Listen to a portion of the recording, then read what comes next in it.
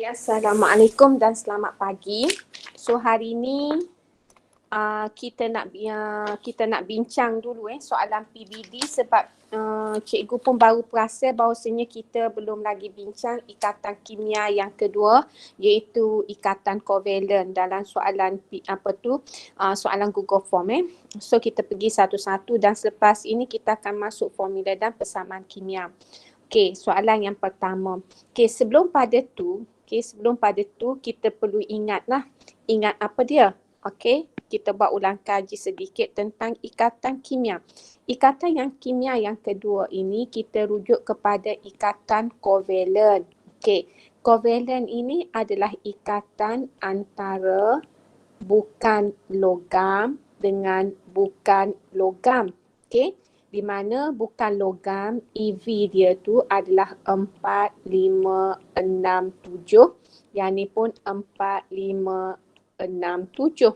Bila elektrovalen dia banyak, maka dia lebih cenderung untuk terima elektron. Dia nak terima. Hak ni pun nak terima elektron. So bila sama-sama nak terima, berlakulah yang dipanggil perkongsian elektron. Dia kongsi elektron tersebut, berlakulah perkongsian elektron.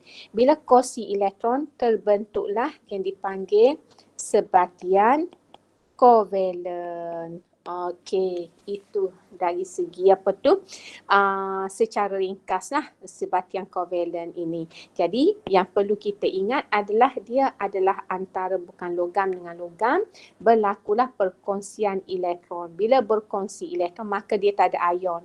Okey, bila tak ada ion maka jenis zarah dalam sebatian ini adalah molekul. Okey, molekul. So kita pergi kepada soalan yang pertama. Tak ramai lagi yang jawab ni. Cikgu nak semua jawab supaya dapat markah penuh. Okey, jawab siapa dapat markah penuh. Okey, apakah maksud ikatan kovalen? So kalau kita tengok kat sini ikatan kovalen, okey, bila dia kata atom logam, maka ini salah selalu. Kan? Bukan logam. Okey, berkongsi elektron untuk mencapai susunan elektron oktet yang stabil. Okey, betul? Okey, kita tengok C. Ikatan yang terbentuk oleh daya van der Waals yang lemah antara atom-atom bukan logam. Okey, bukan terbentuk. Kalau dia kata terbentuk oleh daya van der Waals ini adalah antara molekul. Okey, perlu diingat contohnya katakanlah kita nak ambil CO2 CO2. Okey, CO2 ni adalah ikatan kovalen. Ikatan kovalen. Okey, di mana C ni dia kongsi 2 elektron dengan O, dia kongsi kat sini 2 elektron dengan O, C ni. Okey, jadi ikatan kovalen ini dipanggil, okey, ni daya tarikan ikatan ion. Ikatan kovalen. Okey, antara ni dengan ni bukan daya van der Waals. Daya van der Waals ni adalah antara, katakanlah ni kita ada satu lagi molekul ni, O ni. Okey. Jadi antara molekul ni dengan molekul ni, inilah yang kita panggil, antara dua ni kita panggil daya van der Waals. Daya van der Waals. Jadi dia kata kat sini ikatan yang terbentuk oleh daya van der Waals salah. Daya van der Waals ni dia mengikat molekul-molekul. Jadi statement ni salah. So D, ikatan yang terbentuk apabila satu logam memindahkan elektron. Okey, bila kita sebut perkataan memindahkan elektron pun salah selalu. Sebab ikatan kovalen bukan pindah. Ikatan kovalen ni kongsi. So jawapannya adalah B. Okey. So kita pergi kepada soalan seterusnya. Pernyataan manakah yang paling baik menerangkan tentang pembentukan ikatan kovalen? Okey, so yang pertama kita tengok atom logam berkongsi, salah selalu. Dia bukan atom logam, dia bukan logam. Atom bukan logam. Berkongsi elektron, atom bukan logam, berkongsi elektron dengan atom bukan logam, betul? Yang ketiga atom logam menderma, salah selalu. Okey. Yang ketiga, atom bukan logam menderma, salah. Dia bukan menderma, dia berkongsi. Jadi jawapannya adalah B, iaitu berkongsi elektron. Okey. Soalan seterusnya. Bahan manakah adalah sebatian kovalen? Bila nak tahu sebatian kovalen, kena carilah. Okey, bukan logam campur dengan bukan logam.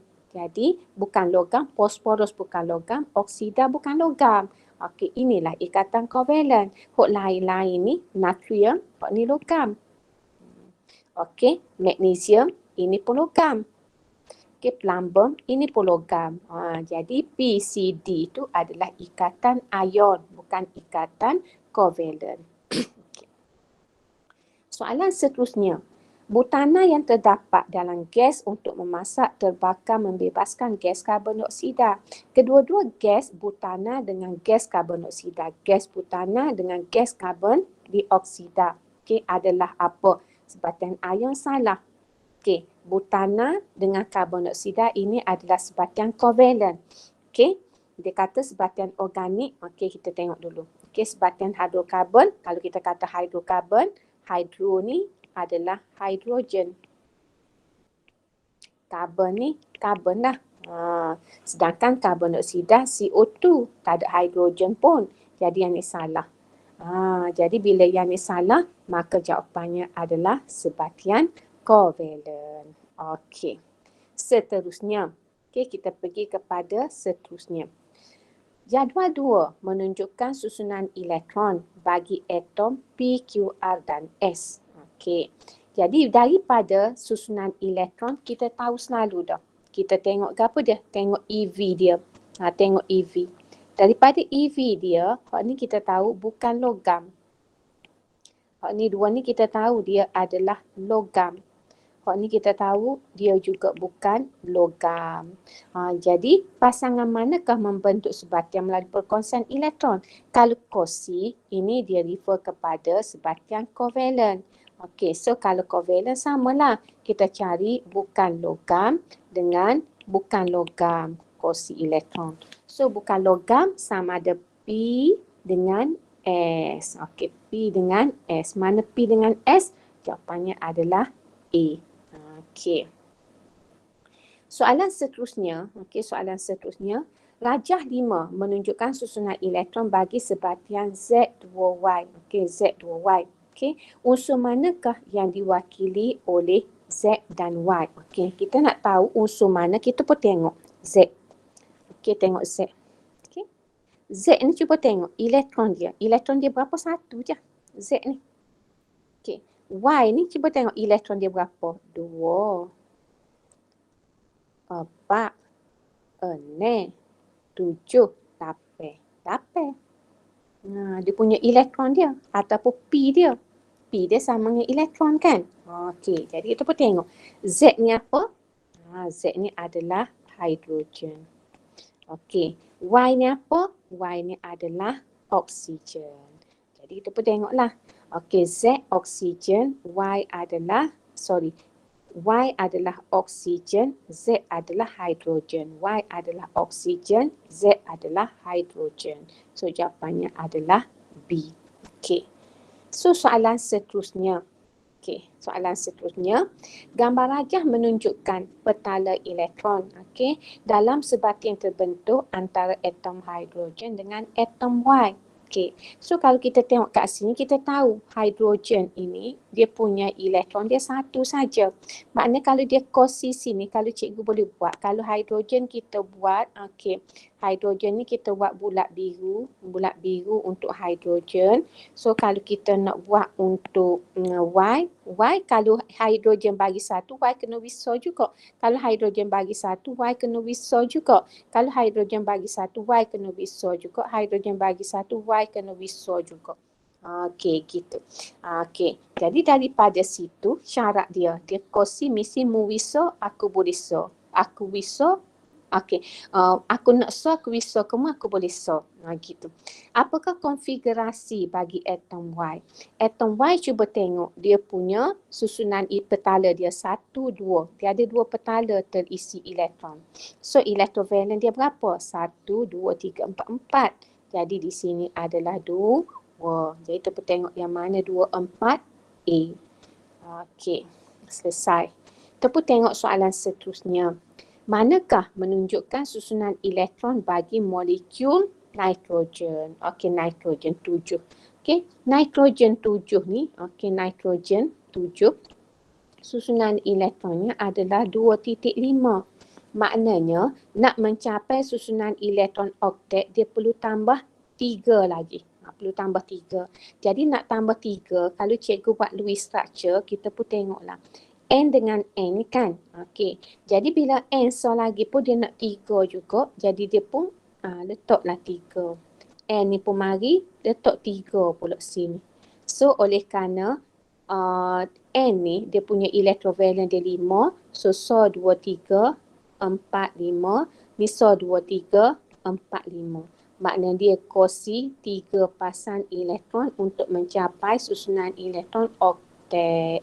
So kita pun tengok mana 3 pasang elektron dikongsi. 1, 2, 3, 4, 5, 6. So hok ni lah. Macam hok ni 4 je. Salah. Okey. Jadi jawapannya adalah D. Soalan seterusnya. Okey, SPM. Okey, 04. Gambar rajah menunjukkan susunan elektron bagi sebatian terbentuk antara atom P dan atom Q. Antara pernyataan berikut yang manakah benar tentang sebatian ini? Sebatian ini adalah sebatian ion. Salah. Okey, sebatian ini terbentuk melalui ikatan kovalen. Betul? Ikatan kovalen itu perkongsian. Sebatian ini mempunyai takat didih yang tinggi. Salah. Sebab apa? Sebab sifat sebatian kovalennya takat lebur, takat didih dia rendah, bukan tinggi. Okey, C salah. D, sebatian itu terbentuk melalui pemindahan elektron. Salah. Dia melalui perkongsian elektron. Jadi jawapan yang tepatnya adalah okey, sebatian itu terbentuk melalui ikatan kovalen. Okey. Soalan seterusnya. Rajah 2 menunjukkan susunan elektron bagi unsur Y dan unsur Z. Okey. Apakah formula dan jenis ikatan bagi sebatian terbentuk daripada tindak balas antara Y dengan Z? Okey, tindak balas antara Y dengan Z. So, kalau kita tengok Y ni, dia nak berapa? Nak tambah 4 lagi. Hak ni nak tambah 2. Jadi kalau kita tengok ikatan ini bila 4 dengan 6, ikatan soh dah adalah ikatan kovalen. Jadi hok mana ion ni kat salah lalu. Okey, so kita pun tengoklah Y. Bila Z ni nak 2, Z ni nak 2, maka Z pun V2 ke Y. Bila V2 ke Y, maka apa Y buat? Y pun V2 ke Z juga. Okey, mari Z so lagi sini. Z nak 2, maka Z ni syarat dia bila dia nak 2, dia kena V2 ke orang. Dia pergi V2 ke Y. So bila V2 ke Y, Y pun V2 pula ke Z. Jadi kita pun tengok. Okey, Z ni ada 6. So ni baru 2. Okey, 4 ne. Okey, 2, 4 ne. Jadi Z ni dah oktet. Kita bilang 2, 4 ne 8. Okey. Z ni pun dah oktet. 2, 4 ne 8. Okey, Y ni pun dah oktet. 2, 4 ne 8. Semua dah oktet. Jadi bila oktet formulanya adalah Y Z 2. Kita pun tengok mana so YZ2. YZ2. Okey, jawapannya adalah C, iaitu YZ2. Okey. Soalan seterusnya. Okay. Satu atom unsur E mempunyai 16 neutron. Okay. Nombor nukleon bagi unsur E adalah 31. Bila dia bagi nombor nukleon, kita pun ingat balik. Okey, ingat balik ke apa dia? Nombor nukleon adalah sama dengan bilangan proton campur dengan bilangan neutron. Tu. Jadi dia kata nombor nukleon bagi unsur E adalah 31. Maknanya 31. Kemudian dia kata neutron dia nebula. Okey, neutron dia adalah nebula. Okey, berapakah bilangan? Okey. Atom E menerima satu elektron membentuk ion. Jadi kat sini kalau kita tengok dari segi proton dia, protonnya adalah 15. Okey, sebab 15 campur dengan nebula sama dengan 31. Jadi bila P dia sama dengan 15, okey, kalau kita sebut perkataan atom, maka bilangan P dia sama dengan nebula, jadi bilangan E dia sama dengan 15 juga. 15 juga. Okey. Tetapi bila dia jadi ion, maka dia katakan apa dia? Atom E menerima elektron membentuk ion. Berapakah bilangan elektron dalam ion? So kita nak tahu berapa atom E terima elektron, kita kena tulis susunan elektron dulu. Susunan elektron 2, 8, 5. 2, 8, 5. Okey, 285. So bila 285 saat ni, dia nak mencapai susunan elektron oktet, dia kena perlu terima berapa? Dia perlu terima 3 lagi untuk mencapai susunan elektron oktet. So bila dia terima 3 lagi nak capai susunan elektron oktet, maka ion dia, okey, bilangan E dia berapa? Okey, bilangan E 15 tambah 3 adalah sama dengan 18. Okey, sama dengan 18. Okey, so mana 18-nya? Ni 18. Okey, sebab dia kata terima elektron. Bila terima elektron membentuk ion, dia mesti nak mencapai susunan elektron oktet iaitu 288. Jadi bila ditambah 3, dah jadi 288. 288 elektronnya adalah 18. Okey. So soalan seterusnya. Okay. Rajah 8 menunjukkan pembentukan ikatan dalam satu molekul karbon dioksida. Okey, pernyataan manakah yang tidak benar? Tidak benar. Atom oksigen mempunyai 6 elektrovalen. Kita tengok 1, 2, 3, 4, 5, 6. Betul? Okay, betul. Dia nak tidak benar. Yang kedua, atom karbon mempunyai susunan elektron oktet yang stabil dalam molekul. So dalam molekul cuba tengok atom karbon 1, 2, 3, 4, 5, 6, 7, 8. Betul? Okey, susunan elektron oktet dalam molekul. Okey. Setiap atom oksigen menerima 2 elektron daripada atom karbon. Menerima ni kita tak sedap. Dia kena berkongsi, dia bukan terima. Kita tengok di pula.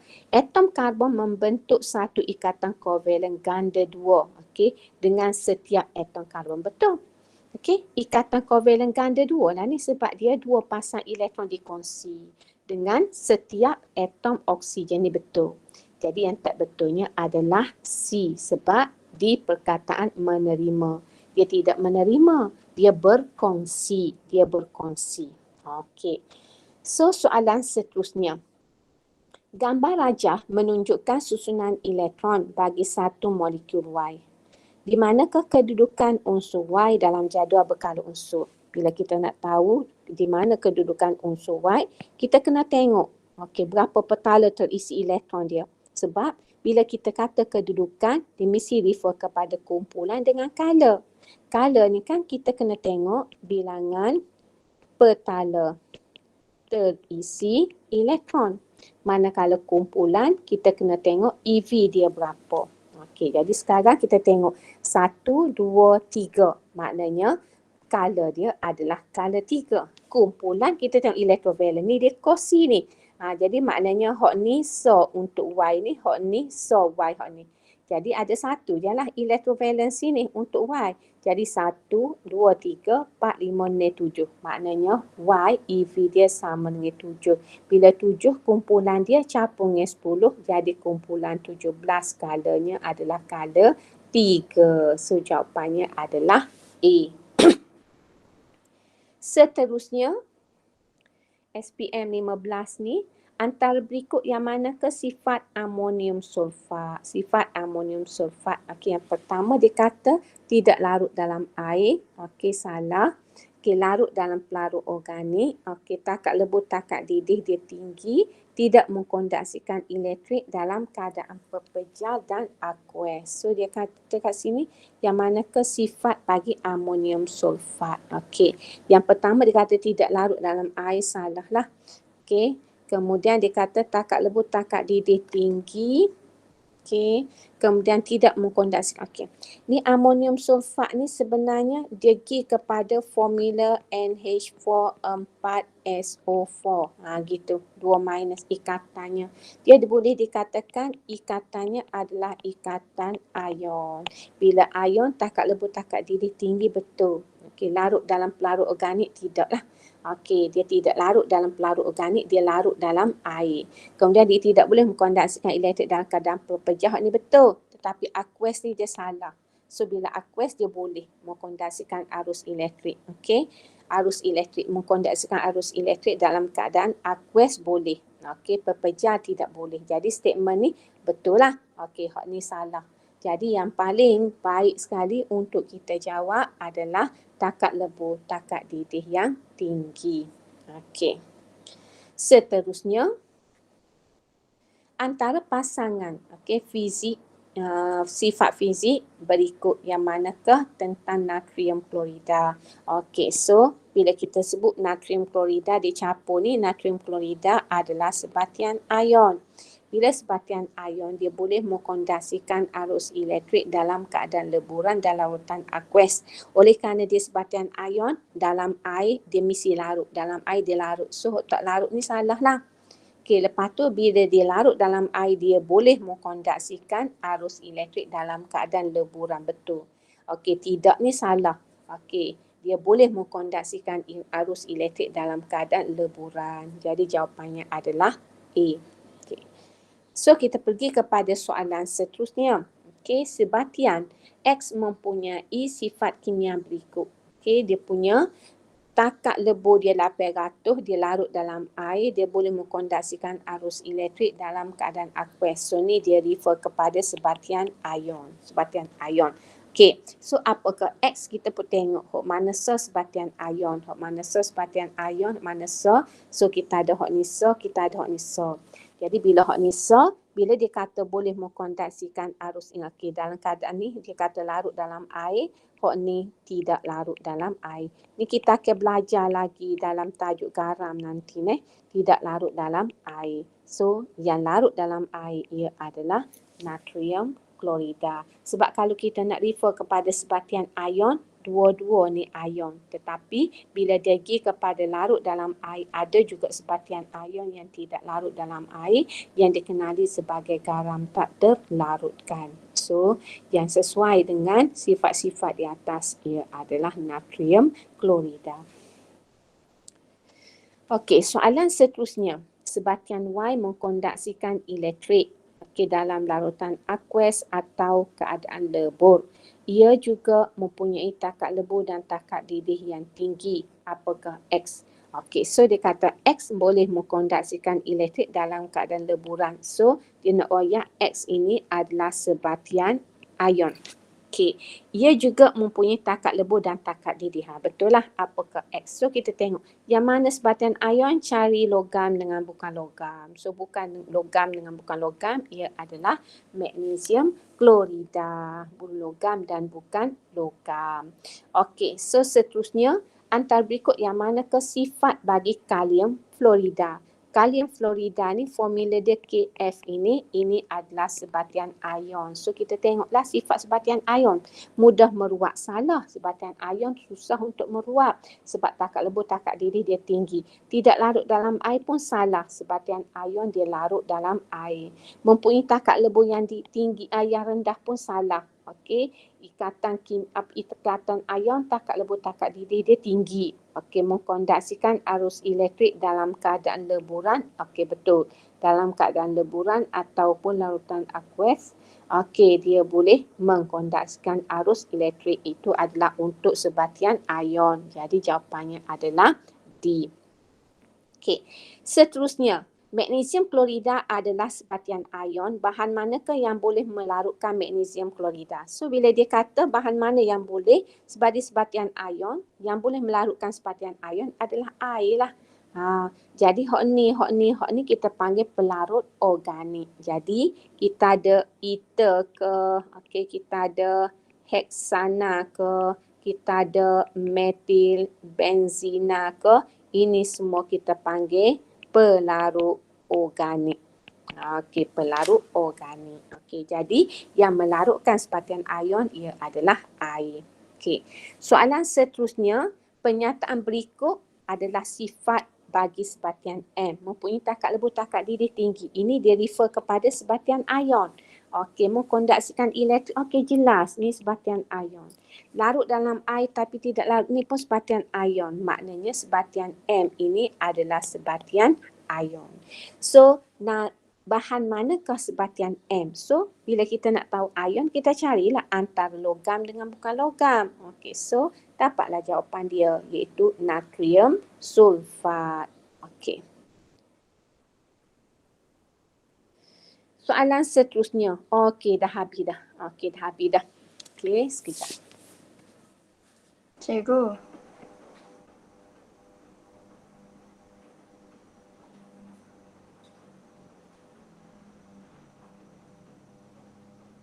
Okey, kita dah habis dah bincang untuk ikatan kovalen 2, PBD 2. Ada soalan nak tanya cikgu? Cikgu. Ha, Nanti periksa nanti. Mana? Cikgu akan bagi kau jadual berkala. Dalam PSA. Hmm. Cikgu rasa dia tak bagi tu, tak tahulah. Jadual berkala tu tak bagi, tapi dia bagi, proton dia bagi. Kalau dia suruh tulis susunan elektron, dia akan bagi bilangan proton ataupun nombor proton dia akan bagi. Okey, okey. Okey. Terima Ada kasih, soalan cikgu. lagi nak tanya? Okey, ada soalan lagi? Tak ada. Tak ada. Okey, so kalau tak ada, kita berhenti dulu yang ni.